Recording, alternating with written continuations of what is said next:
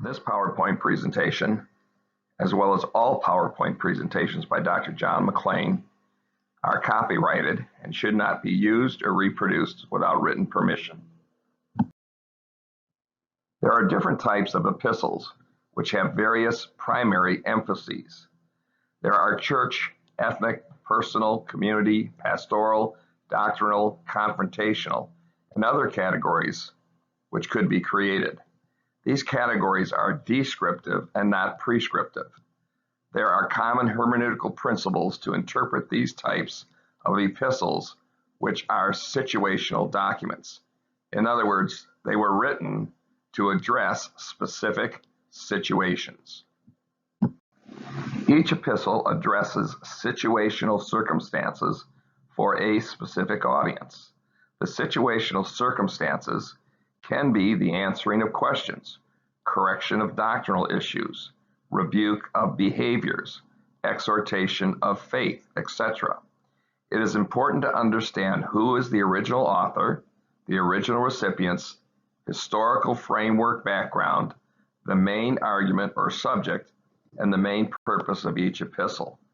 These things have been discussed in previous PowerPoint presentations. The interpreter should read through the epistle through many times at one sitting and collect information about the author, recipients, argument or arguments. That's the main subject, the main focus of the epistle, and the purposes. What were the outcomes? What was the author hoping the recipients would do after they properly understood the letter?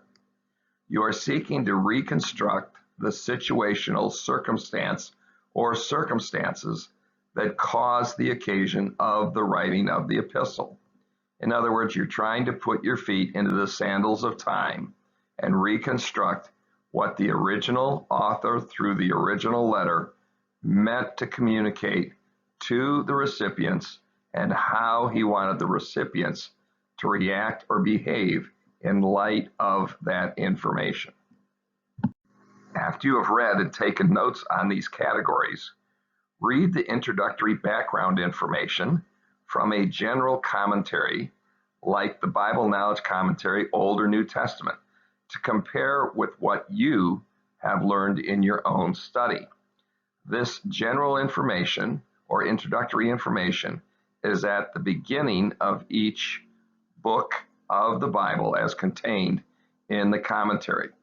It will talk about the authorship, the date, the historical background, but you want to read the Bible first to know and understand so that you have the raw data, the absolute truth data of the Bible to compare what other people think. This makes it your own, and it helps you to internalize it better.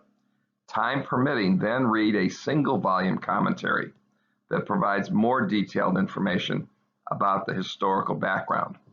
A single volume commentary is not a survey commentary or something like the Bible Knowledge Commentary, in which one volume covers 39 or 27 books. It is a single volume that only addresses Matthew or Mark or Luke or Genesis or Exodus or Leviticus, that has more detail for the explanation of these matters. You should now read the epistle many more times and ask the two basic questions of exegesis. As you ask these two basic questions, you should be writing down your ideas. What is the author talking about? That's the main subject. That's the main argument. Secondly, what does the author say about what he is talking about? What are the details? So Paul might be talking about sanctification or reconciliation or redemption. In that paragraph, what does Paul say about sanctification? What does he say about redemption?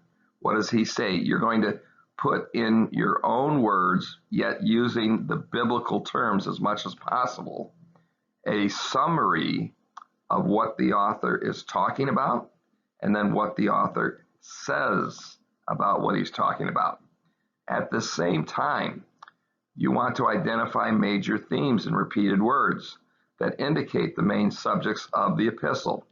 So if you're reading through it and you're seeing themes that are mentioned over and over again, or repeated phrases that keep popping up, you want to note those, because those are like threads in a tapestry, or those are like threads in a rope that are constructing what the main subject is all about.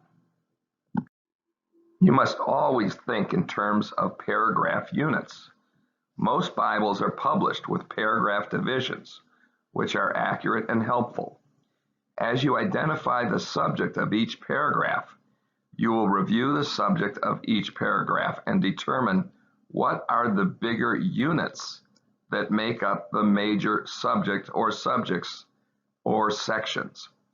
When you study the Old Testament and New Testament survey in this Bible Teacher Certificate, you will be given examples of paragraph divisions, of outlines, of exegetical examples for you to be able to follow.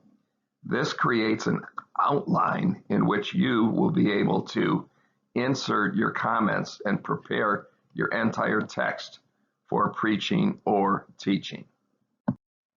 Paragraphs are foundation blocks that build the larger construction of the epistle. The parts determine the whole. Therefore, when you teach an epistle, you know the big message and the smaller units that build the argument or the big message from the beginning to the end. You should not teach or preach an epistle or any book of the Bible until you know the beginning to the end, so that you understand where the original author was going in the writing to the original recipients. Epistles are whole documents that should not be divided into separate components without an understanding of the entire message and the purpose of the document. We divide them into units, but only so that we can understand the entire whole. When we understand the entire whole based upon the smaller units, then we properly understand the entire message. All words have meaning only in a context. The next step is to outline the entire epistle by asking the same two questions of each paragraph. What is the author talking about? What does the author say about what he is talking about? These two questions keep your exegesis, your interpretation, focused on the text and authorial intent. We teach and preach the text, not application. We exhort the audience with applications after we have taught the text.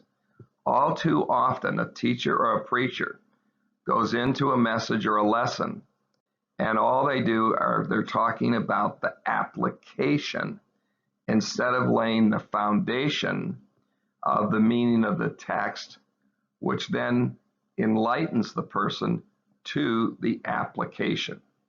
We preach the text, and then we apply the application. After you have consumed and meditated on the biblical text, then read a general commentary like the Bible Knowledge Commentary, and more specific single-volume commentaries, but 3 at most: the Bible Knowledge and 2 single-volume commentaries for additional information and answers to problems or difficult passages. You're limited in time, so I suggest you start with a general commentary and then 2 more detailed commentaries.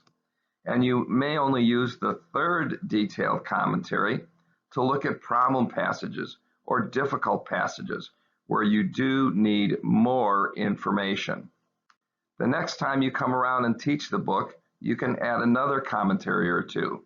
But since time is limited, you want to do a general commentary and then 2 single-volume commentaries to be able to fill out and answer questions of your matter in the understanding of the commentary and the understanding of the text. Incorporate your exegesis or your thoughts and the commentary comments into your outline. You now have a document from which you can teach or preach the Bible and the Bible passages. On this page, I have provided an outline of Jude as a simple example of what your outline should look like. Jude 1 and 2, Jude greets the readers. Jude 3 and 4, Jude writes to warn them about godless men. Jude 5 through 16, Jude reminds them of the Lord's judgments. Jude 17 through 23, Jude reminds them of the apostles' teachings and Christian character. Jude 24 and 25, Jude offers a closing doxology. Then underneath that, as you can see, you can have more detailed statements and outlines. These are the things that make up the outline for your teaching or for your preaching. And then underneath each outline point, there are comments that are provided. You will be given many examples like this, but this one will be an example for the assignment that you do for this PowerPoint presentation. After creating the outline, having read Jude many times, looking for themes, and asking myself, what is the author talking about? What does the author say about what he's talking about?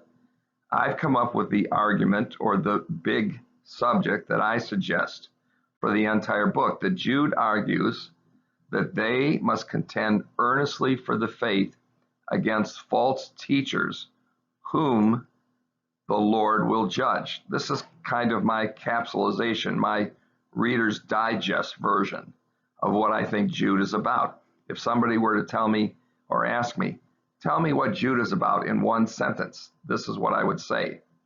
I think there's two main purposes for Jude: to exhort the believers to contend earnestly for the faith against false teachers, and then secondly, to remind them that the Lord will judge the heretics. This is my way of summarizing the subject of the book and the purposes of the book. Now, your assignment for this PowerPoint is to apply these hermeneutical principles to the book of James. This should result in a paper that addresses the authorship, recipients, historical background, outline, and some commentary. Through this assignment, you will prepare a document by which you can preach or teach about James. You're going to create an outline, just like I showed you. You're going to follow along with themes. You're going to create that main outline, and from that, you're going to keep asking yourself the two questions. What is the author talking about?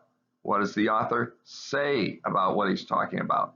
And you're going to create your own mini commentary between what you see and your insights into the text and the comments and ideas that you take from commentaries. This PowerPoint presentation, as well as all PowerPoint presentations by Dr. John McClain, are copyrighted and should not be used or reproduced without written permission.